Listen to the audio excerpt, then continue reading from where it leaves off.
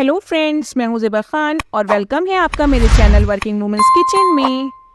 आज मैं आप लोग के साथ शेयर करने जा रही हूं मल्टीपर्पज़ कबाब की रेसिपी, जो है शाही कबाब, जिन्हें आप मेन कोर्स और एज आ स्टार्टर दोनों ही तरह से यूज़ कर सकते हैं। तो ये मेन कोर्स में हो या स्टार्टर के फॉर्म में, दोनों में ही बहुत ही लाजवाब लगते हैं। तो चलिए इस रेसिपी को बनाना शुरू करते हैं।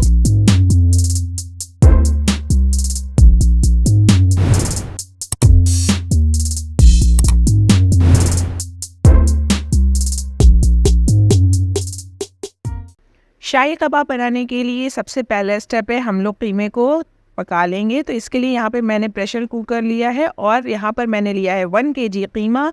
इसको हम लोगों ने एक बार अच्छे से वॉश कर लिया, तो स्ट्रेनर में रख दिया था ताकि इसका जितना भी एक्सेस वाटर हो वो सारा रिलीज़ हो जाए। अब इसमें मैं डाल रही हूँ 200 ग्राम के करीब चने की दाल। तो चने की दाल को भी मैंने वॉश कर लिया था। उसके बाद अब इसमें ट्रांसफ़र कर देना है कुकर में। दाल डालने के बाद हम लोग इसमें कुछ सूखे मसाले ऐड कर देंगे। तो दाल सारी मैंने डाल दी है। अब मैं यहाँ पर ऐड करूँगी थोड़ा सा प्याज। तो यहाँ पे मैंने 2 मीडियम साइज़ की प्याज को चॉप करके रखा हुआ है, उन्हें ऐड कर दिया है। साथ ही में डालेंगे अदरक लहसुन। तो यहाँ पे अदरक को बारीक कर लेना है आपको। इसके चाहे आप जूलियंस भी डाल सकते हैं, तो मैंने ग्रेट कर लिया है और लहसुन लिया है। तो अदरक यहाँ पर मैंने 100 ग्राम के करीब अदरक और 100 ग्राम के करीब लहसुन को लिया है। इन दोनों चीज़ों को भी हम लोग डाल देंगे इसी मिक्सचर में।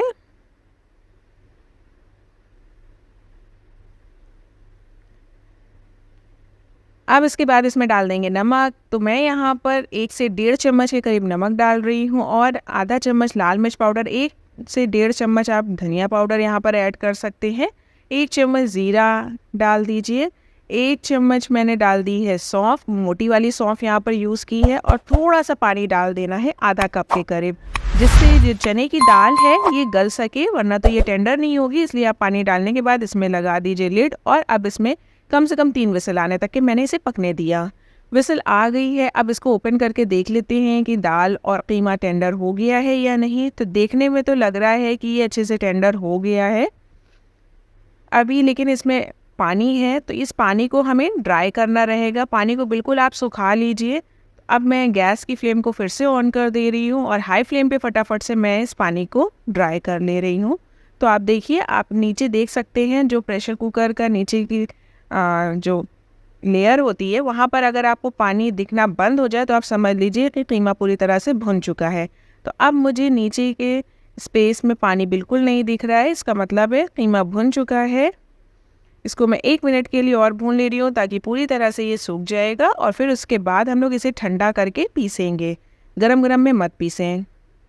जितनी देर कीमे को ठंडा होने में लगेगा, इस बीच में हम लोग इसका मसाला तैयार कर लेते हैं। तो यहाँ पे मैंने कुछ सूखे मसाले लिए हैं जिसका हम लोग पाउडर बनाएंगे। तो यहाँ पे मैंने लिए 2 बड़ी इलायची, 1 चम्मच मैंने यहाँ पे लिया है सिया ज़ीरा, 4 लाल खड़ी मिर्च ली है, 1 बड़ा चम्मच खड़ा धनिया ले लिया है, 2 चक्री के फूल ले लिए हैं, 5 से 6 आपको पीपली ले लेनी है, थोड़ी सी दालचीनी के टुकड़े ले लेने हैं। आप 2 से 3 जावित्री के फूल ले लीजिए और आधा टुकड़ा मैंने जायफल का लिया है। 1 छोटा चम्मच मैंने काली मिर्च ली है, 5 से 6 छोटी इलायची ली है और 10 से 12 आपको लौंग ले लेनी है और आधा छोटा चम्मच आपको कबाब चीनी लेनी है। अब इन सारे मसालों को हमें पीसना रहेगा, उससे पहले हमें भूनना भी रहेगा।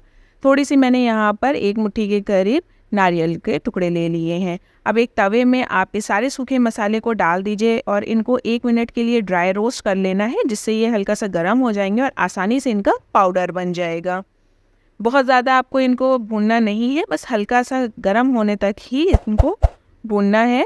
तो बस 1 मिनट के लिए आप मीडियम फ्लेम पर इनको हल्का सा गर्म हो जाने दें।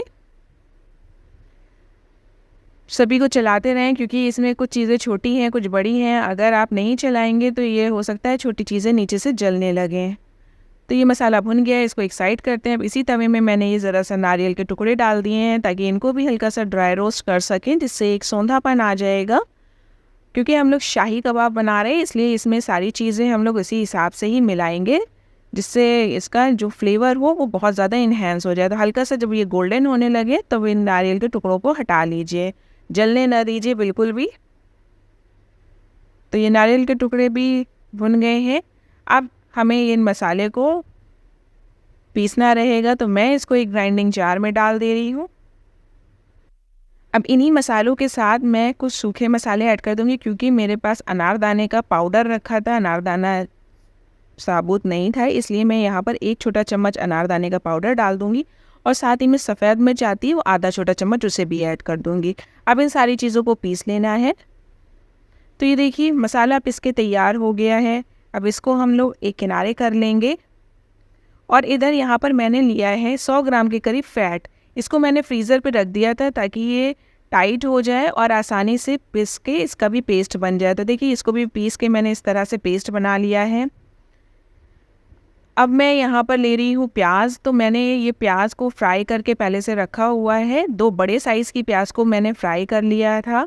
अच्छे से गोल्डन होने तक इसको फ्राई करना है, जिससे ये बिल्कुल क्रिस्पी बनी रहे। तो मैंने यहाँ पर प्याज को भी पीस के इसमें मिलाना है। मैं कच्ची प्याज नहीं मिलाऊंगी। अब जब कबाब तैयार हो चुके हैं तो इसमें हम लोग फ्राई करके ही मिलाएंगे।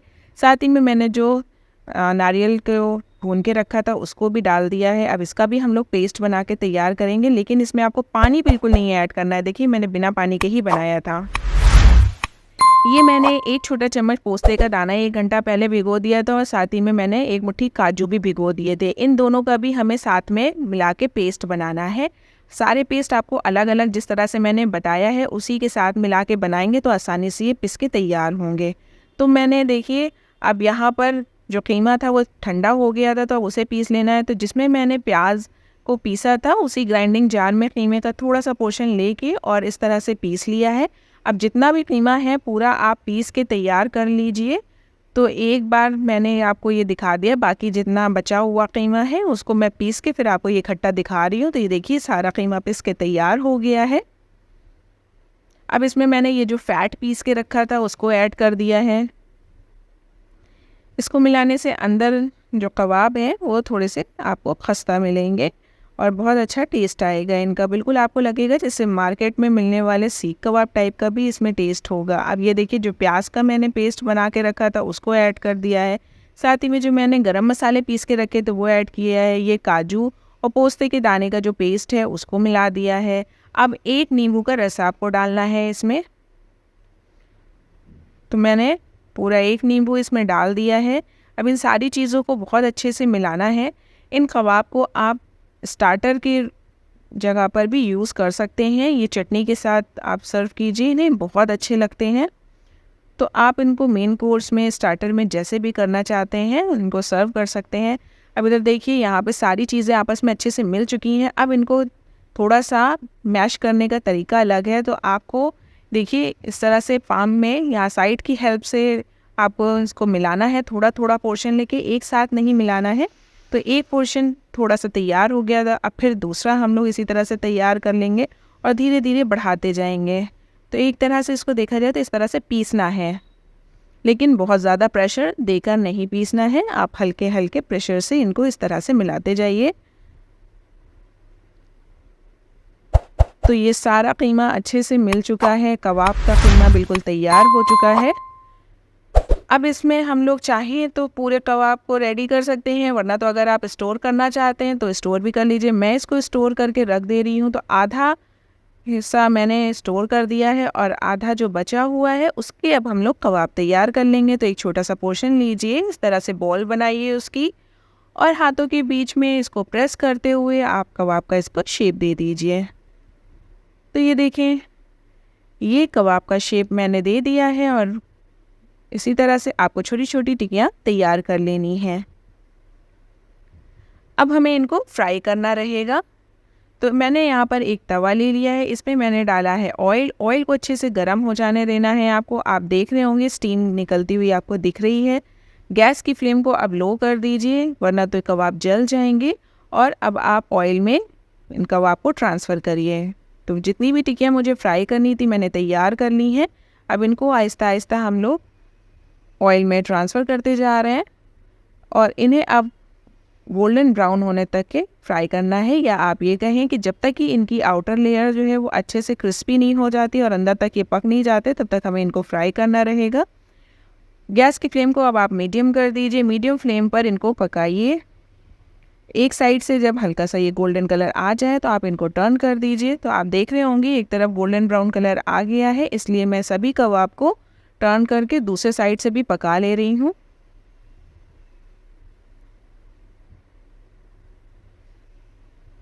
कबाब को बार बार टर्न नहीं करिए वरना तो ये टूट भी सकते हैं, इसलिए एक बार जब एक साइड अच्छे से पक जाए तभी आप दूसरे साइड में इनको टर्न करें। तो सभी कबाब एक तरफ से तो बहुत अच्छे से पक चुके थे, अब मैं दूसरे साइड भी इनको पकाने के बाद फिर से एक बार और टर्न कर दूंगी ताकि ये प्रॉपर कुक हो जाए।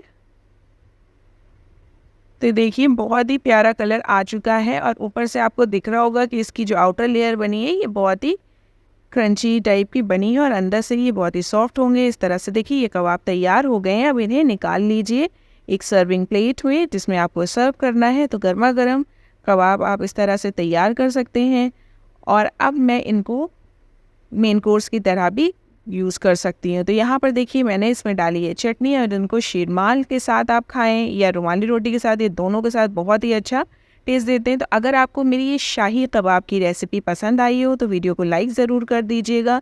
चैनल पे नए हो तो चैनल को सब्सक्राइब कर लें। Thank you for watching this video.